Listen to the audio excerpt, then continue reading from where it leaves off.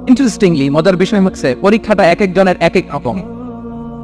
পুরো পৃথিবীটা একটা পরীক্ষা ক্ষেত্র, কিন্তু কারো প্রশ্নপত্রের সাথে কারো প্রশ্নপত্রের কোনো মিল নাই। কারোর জন্য পরীক্ষা হচ্ছে সে খুব অসুস্থ, প্রচন্ড অসুস্থতা, তার জন্য পরীক্ষা।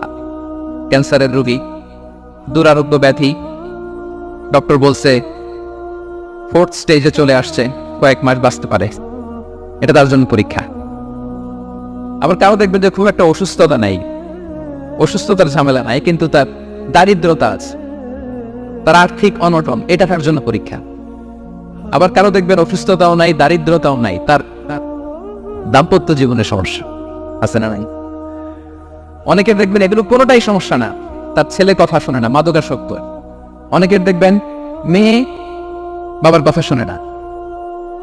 আবার অনেকের দেখবেন যে ব্যবসায় সমস্যা, লসের পর লস, লাভ উঠাতে পারে না। তাহলে পরীক্ষা ছাড়া, বিপদ আপদ ছাড়া দুনিয়াতে কেউ নাই।